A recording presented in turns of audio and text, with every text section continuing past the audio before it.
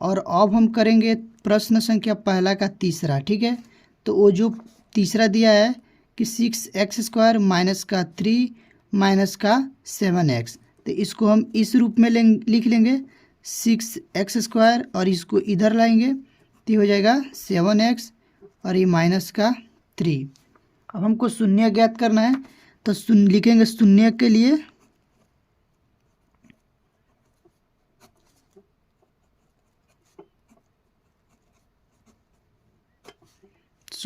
क्या होता है, ये बहुपद 0 के बराबर रख देते हैं इस बहुपद को।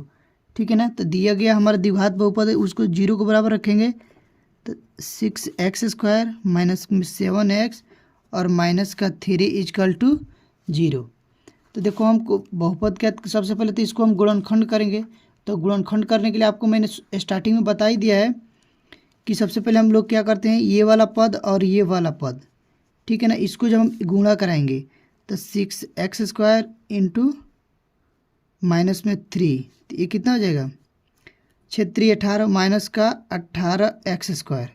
तो ये इस 18x को हमको ऐसा तोड़ना होता है कि जोड़े घटाए तो माइनस का 7x आए और गुणा करें तो कितना है 18x² आए। यहाँ से देखो, यहाँ से हम करेंगे माइनस में 6x,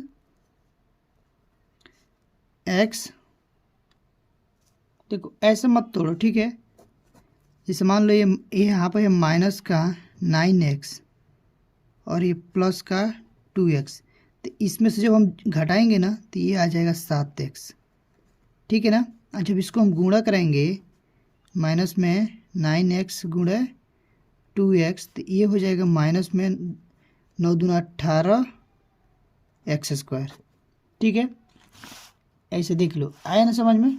तो इसको हम इस रूप में लिखेंगे, इस रूप में 9x माइनस में 9x प्लस में 2x, तो यहाँ पर हम लिखेंगे 6x² माइनस में 9x और प्लस में 2x माइनस 3 इजकल टू 0। यहाँ से देखो तो क्या कॉमन लिख सकते हैं यहाँ से, तो इसमें भी 3 आएगा, 6×3 18।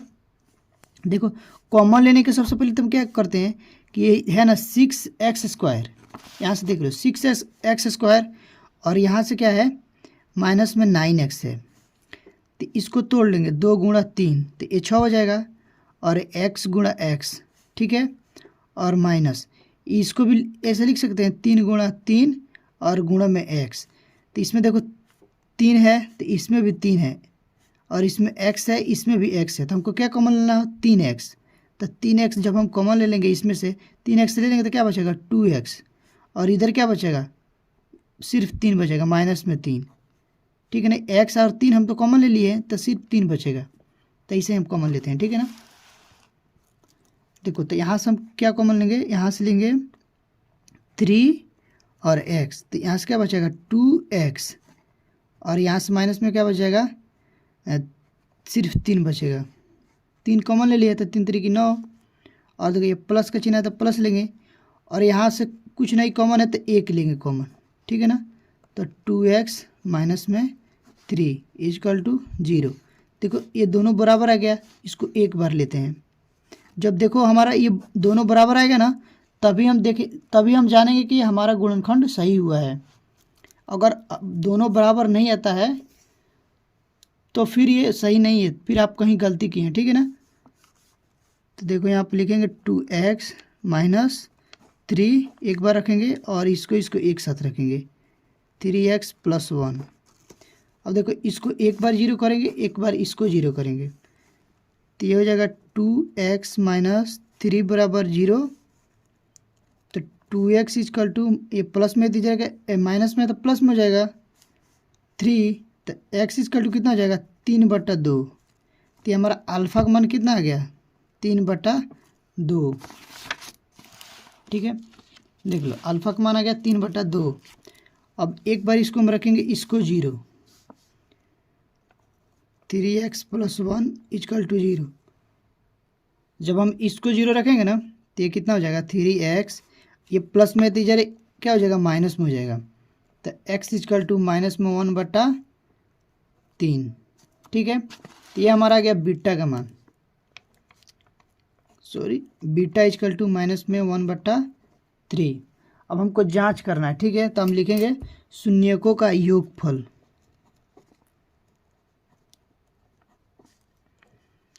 शून्यकों का योगफल क्या होता है? एक माइनस में x का गुणांक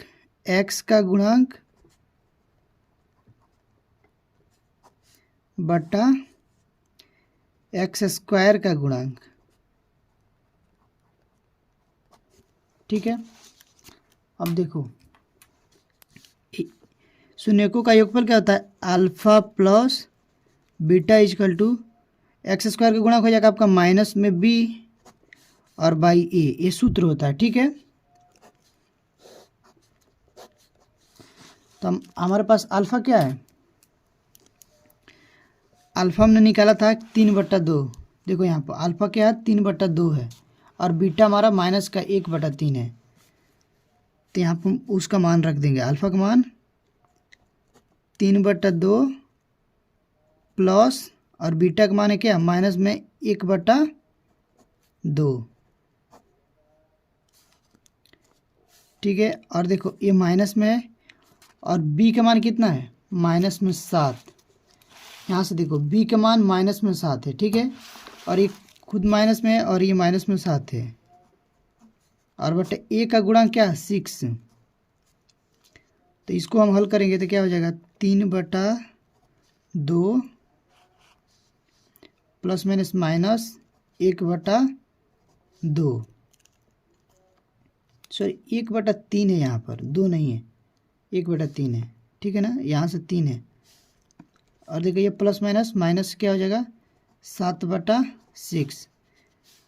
ठीक है, और यहाँ से 3 दूना 6 हो जाएगा, और ये 2 तिहाई 6, 3 तिरिकी 9, माइनस में क्या है? कितना हो जाएगा?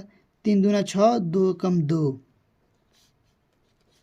7/6। तो ये भी आ जाएगा, 9 में से 2 जाएगा 7, 7/6 बराबर 7/6। तो ये हमारा बराबर आ गया। ठीक है, देख लीजिए बराबर आ गया। तो ये तो पहला आ गया। ठीक है ना, अब हम देखेंगे शून्यकों का गुणनफल।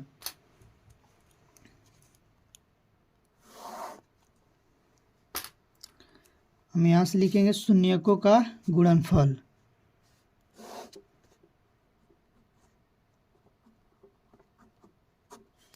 शून्यकों का गुणनफल, तो शून्यकों का गुणनफल हो जाएगा अचर पद बटे में x² का गुणांक। ठीक है ना, अब यहाँ से देखो अचर पद क्या है? अचर पद 3 है, और x² का गुणांक कितना है? 6 है। ठीक है, तो वो हम यहाँ पर लिख लेंगे। तो शून्यकों का गुणनफल होता है अल्फा इंटू बीटा, तो ये c/a हो जाएगा। तो इसको मान भरेंगे हम, तो अल्फ़ा का मान था 3/2, और बीटा का मान माइनस का 1/3 था। अचर पद हमारा कितना है? अचर पद माइनस का 3, और ए कितना है? 6। इसको गुणा करेंगे, देखो ये माइनस माइनस क्या हो जाएगा? माइनस का 3, और 3 दूना 6, तो ये भी हमारा कितना आ जाएगा? माइनस का 3/6। ये भी बराबर आ गया, यानी कि हमारा ये जांच भी हो गया और शून्य भी निकल गया। ठीक है ना, देख लो तीसरा का मैंने कर दिया। अब आइए हम चौथा को करते हैं।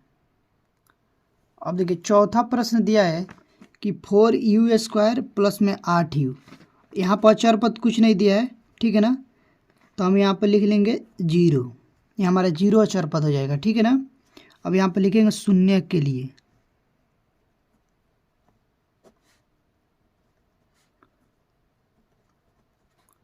शून्य के लिए क्या करते हैं? जो बहुपद दिया तो उसको शून्य के बराबर रखते हैं, यानी कि 4u² प्लस में 8u इजकल टू 0। हम अचर पद को नहीं ले रहे हैं। ठीक है ना, और यहाँ से देखो अब इसमें डायरेक्ट हम कॉमन कर लेंगे, इसमें तो गुणनखंड होगा नहीं, तो इसको हम क्या करेंगे, डायरेक्ट कॉमन करेंगे। इसमें से देखो क्या कॉमन आ जाएगा, तो यहाँ से 4 कॉमन हो जाएगा और u कॉमन हो जाएगा। तो 4u कॉमन कर लेंगे तो इसमें क्या बचेगा, सिर्फ u। अब प्लस में यहाँ पर क्या बचेगा, यहाँ पर बचेगा 2, यानी कि 4 कॉमन कर लिए तो 2 बचेगा, तो 0। अब एक बार इसको 0 के बराबर रखेंगे, एक बार इसको 0 के बराबर रखेंगे, तो हमारा 2 शून्य का आ जाएगा। तो ये रखेंगे 4u इक्वल टू 0, ठीक है ना। तो u इक्वल टू कितना हो जाएगा, 0 हो जाएगा। ये 0 बटा ये गुणा में 4 तो इधर आएगा, तो भागे में हो जाएगा, तो ये भी 0 हो जाएगा। तो जो हमारा अल्फ़ा का मान आ गया ना, तो वो कितना आ गया, 0। अब देखिए बीटा के मान ज्ञात करेंगे, तो ये हो जाएगा दूसरा u प्लस 2 को 0 के बराबर रखेंगे, तो ये हो जाएगा कि u बराबर -2। तो बीटा का मान कितना आ गया, -2। अब हम जांच करेंगे, ठीक है ना। लिखेंगे जांच, तो लिखेंगे शून्यकों का योगफल।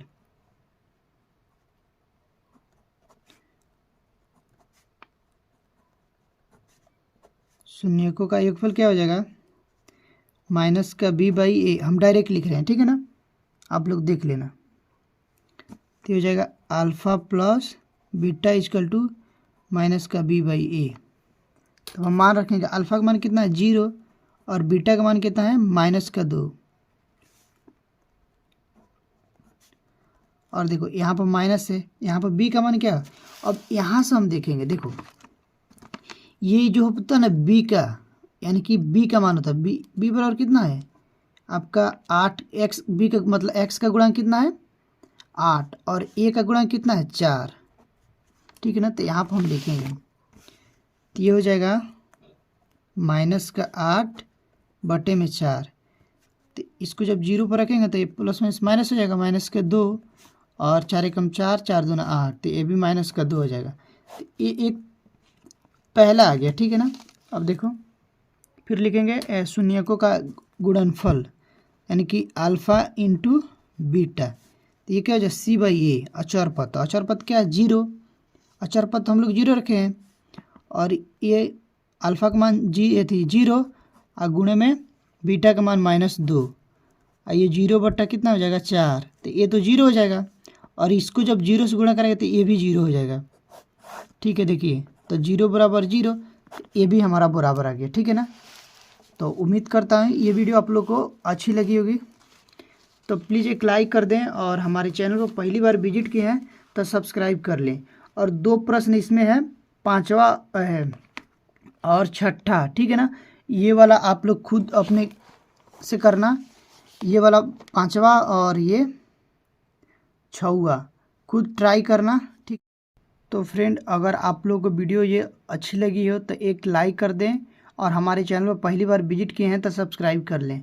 मिलते हैं नेक्स्ट वीडियो में, तब तक के लिए बाय।